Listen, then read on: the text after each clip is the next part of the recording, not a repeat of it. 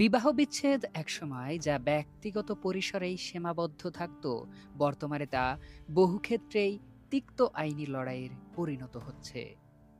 বিশেষত যখন দম্পতিরা বিচ্ছেদের সিদ্ধান্ত নেন, তখন পারস্পরিক শ্রদ্ধাবোধের অভাব এবং সম্পত্তির অধিকার বা সন্তানের হেফাজতের মতো বিষয়গুলি এমন এক সংঘাতের জন্ম দেন, যেখানে একে অপরের বিরুদ্ধে মিথ্যা অভিযোগে আশ্রয় নিতে দ্বিধা করেন না।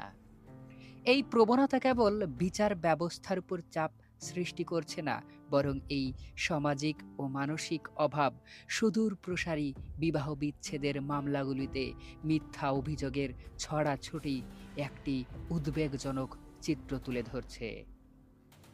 অনেক ক্ষেত্রে দেখা যায় স্বামী বা স্ত্রী একে অপরের বিরুদ্ধে শারীরিক ও মানসিক নির্যাতনের অভিযোগ আনছে, যা প্রায়শই ভিত্তিহীন প্রমাণিত হয়। যৌতুক আইন এবং গৃহস্থ হিংসা প্রতিরোধ আইন এর মতো ধারাগুলো নারী সুরক্ষার জন্য প্রণীত হলেও কিছু ক্ষেত্রে এগুলি অপব্যবহার করা হচ্ছে বলেই অভিযোগ ওঠে।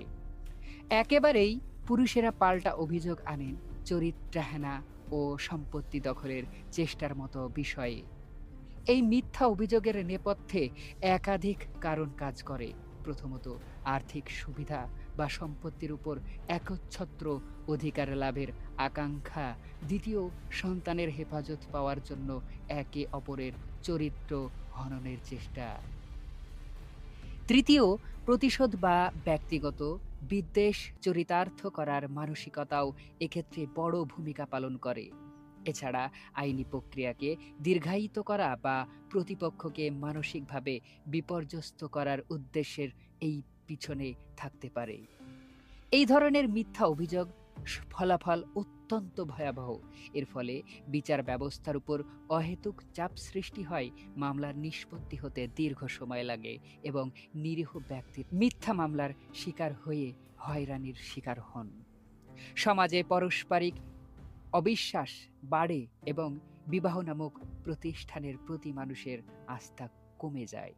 এছাড়া যারা সত্যিই নির্যাতনের শিকার, তাদের বিশ্বাসযোগ্যতাও প্রশ্নের মুখে পড়ে যায়। এই পরিস্থিতি থেকে বেরিয়ে আসার জন্য বেশ কিছু পদক্ষেপ নেওয়া অত্যন্ত জরুরি।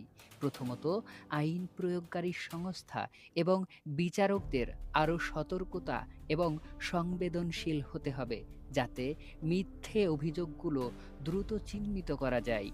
দ্বিতীয়, মধ্যস্থতা প্রক্রিয়ার উপর জোর দেওয়া যেতে পারে, যেখানে দম্পতিরা বন্ধুত্বপূর্ণ পরিবেশে তাদের বিরোধ নিষ্পত্তি করতে পারেন। তৃতীয়, বিবাহ বিচ্ছেদ সংক্রান্ত আইনগুলো অপব্যবহার রোধ আরও কঠোর বিধানের প্রয়োজন।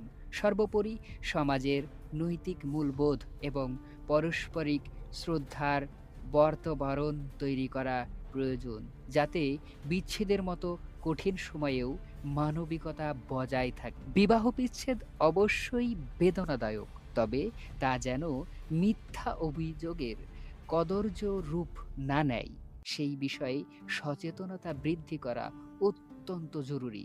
একটি সুস্থ সমাজ গঠনে এটি গুরুত্বপূর্ণ পদক্ষেপ হতে পারে।